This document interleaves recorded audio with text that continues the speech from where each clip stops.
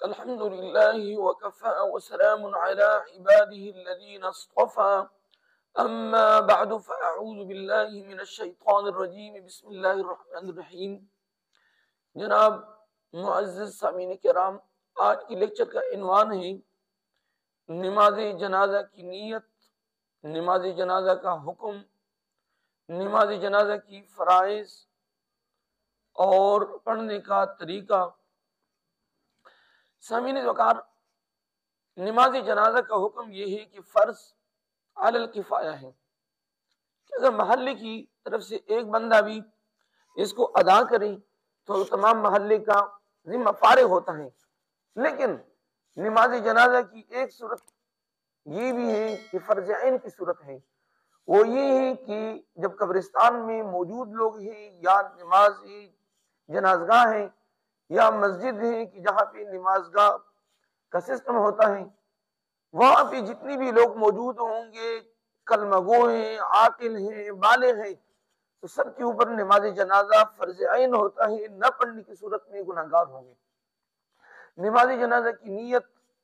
نویت ان اؤدی للہ تعالی اربع تکبیرات الصلاة الجنازة الثناء للہ تعالی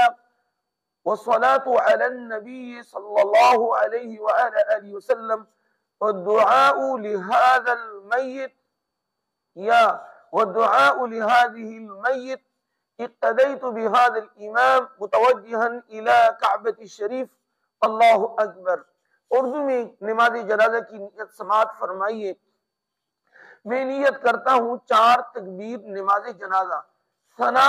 اللہ واسطے، درود شریف نبی کریم صلی اللہ علیہ وآلہ وسلم، اور دعا اس حاضر میت واسطے، منہ کعبہ شریف کی طرف، اس حاضر امام کے پیچھے اللہ اکبر۔ پہلی تکبیر کے بعد امام اور مقتدی دونوں پڑھیں گے سبحانک اللہم وبحمدک وتبارک اسمک وتعالی جدک وجل ثناؤک ولا الہ غیرک۔ دوسری تکبیر کے بعد امام اور مقتدی دونوں پڑھیں گے درود شریف، اللہم صلی علی محمد کما صلیت وسلمت وبارکت ورحمت وترحمت علی ابراہیم وعلی آل ابراہیم انک حمید مجید۔ تیسری تکبیر کے ساتھ امام اور مقتدی دونوں پڑھیں گے اللہم اغفر لحینا ومیتنا وشاہدنا وغائبنا وصغیرنا وکبیرنا وذکرنا وانثانا اللہم من احییتہ منا فاحیہ علی الاسلام ومن توفیتہ منا فتوفہ علی الایمان۔ جاننا ضروری ہے کہ نماز جنازہ میں 2 فرض ہیں۔ ایک ہے قیام، یعنی کھڑے ہونے کی حالت میں ادا کرنا۔ نمبر 2 4 تکبیر، یعنی بعض اوقات پنجگانہ نماز میں مقتدی جو ہے اللہ اکبر نہیں کہتے،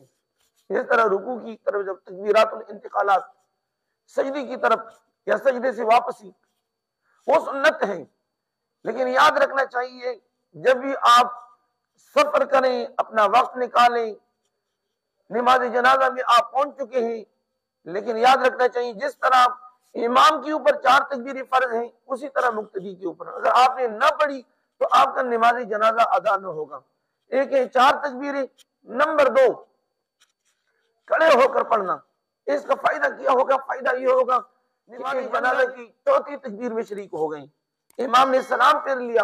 بندہ پریشان ہوتے کہ اب میں نے کیا کرنا ہے، تو آپ نے پریشان نہیں ہونا،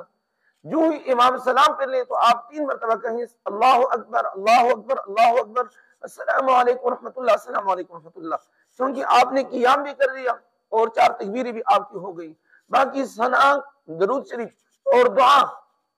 وہ جو ہے کبھی کبھار امر مجبوری کے تحت آپ اس کو چھوڑ سکتے ہیں۔ اور یہ بھی جاننا ضروری ہے کہ جو شرائط طہارت کے لیے، پنجگانہ نماز کے لیے ضروری ہے، وضو کا ہونا، جن جو شرائط سے پنجگانہ نماز ادا کی جاتی ہے وہی شرائط نماز جنازہ کے لیے ہیں۔ ہاں، جو طہارت مثال کے طور پر بدن کا پاک ہونا، کپڑے کا پاک ہونا، جائے نماز کا پاک ہونا، ستر عورت اور نیت قبلے کی طرف منہ کرنا، تکبیر تحریمہ، یہی جو فرائض ہیں جو طہارت کے حوالے سے ہیں، یہ نماز جنازہ کے لیے۔ اور بہت سارے لوگ ہیں کہ وہ جوتوں کے اندر نماز جنازہ ادا کرتے ہیں تو یاد رکھنا چاہیے شرعی فتویٰ یہ ہے کہ آپ کا بوٹ ہے، جوتا ہے، چپل ہے، اگر پاک ہے، مطمئن ہے تو ٹھیک ہے، ورنہ بصورت دیگر آپ نے تو سفر کر لیا، نماز جنازہ میں بھی آپ پہنچ چکے ہیں، آپ نے ٹائم بھی نکالا ہے،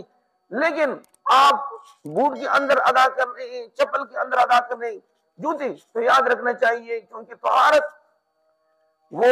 لازمی ہے، ہو سکتا ہے کہ آپ کی جوتے کے ساتھ گندگی ہو، چپل ہے، بوٹ ہے، تو لہذا جو شرائط پنجگانہ نماز کے لیے آپ اختیار کرتے ہیں وہی شرائط یہ نماز جنازہ کے لیے، تو لہذا بوٹ گندا بوٹ ہے، گندا جوتا ہے، گندا چپل ہے، اس میں نماز جنازہ ادا نہیں ہوتی، تو لہذا آپ اپنے بوٹ، جوتے اور چپل کو اتار دیں، صرف اور صرف 2-3 منٹ کا جو ہے نا وہ فرق ہے، اللہ تبارک و تعالیٰ آپ کو اجر دے گا، آپ کا فرض ادا ہوگا۔ بصورت دیگر اگر آپ بوٹ، جوتے اور چپل کے اندر نماز جنازہ ادا کریں گے اور وہ گندا ہو تو آپ کی نماز جنازہ جو ہے نا درست نہیں ہے۔ تو اللہ تبارک و تعالی ہم سب کو قرآن اور احادیث کی فہم عطا فرمائے۔ وما علیہ الا البلاغ۔